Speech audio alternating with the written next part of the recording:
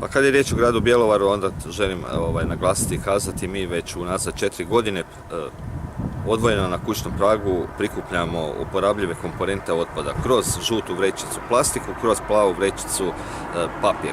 Prema tome mi smo razvijali naš vlastni neovisni sustav unazad par godina i ništa bitno se neće dramatično mijenjati u gradu Bjelovaru. Istina, tražit će od svih nas više odgovornosti, kako od korisnika, tako i od nas koji prikupljamo, davatelja usluge, više odgovornosti prema otpadu.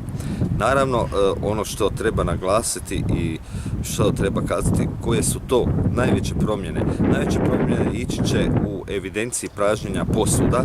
Dakle, komunalac je u fazi javne nabave sustava evidencije pražnjenja posuda, i to će biti temelj za jedan od temelja za obračun nove cijene prikupljanja miješanog komunalnog otpada. Cijena će sastojati iz dva dijela, fiksnog dijela koji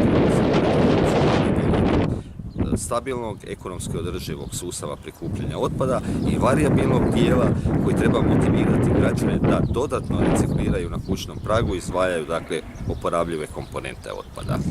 Putem elektroničkih čipova će se nadzirati svako pražnjenje kante, je li to ima nekog dodatnog troška za građane ili nema za sad?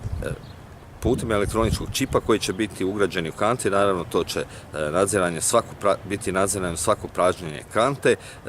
Prvo će to biti trošak za nas tvrtke koje se bavimo prikupljanjem otpada. Konkretno kad je riječ o našoj tvrtci, procjenjujemo da će to biti samo 800.000 kuna trošak implementiranja tog sustava u naše vozilo i naš sustav obračuna.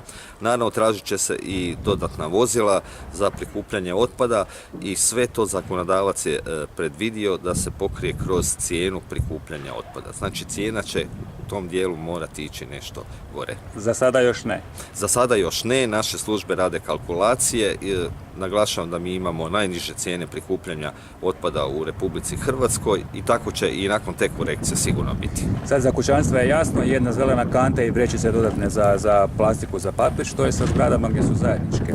U zgradama će ići dodatni kontejneri, odnosno dodatni spremnici za otpad. Procjenjujemo da ćemo možda i u kućanstvima ići sa dodatnom kantu kad se za to steknu uvjeti.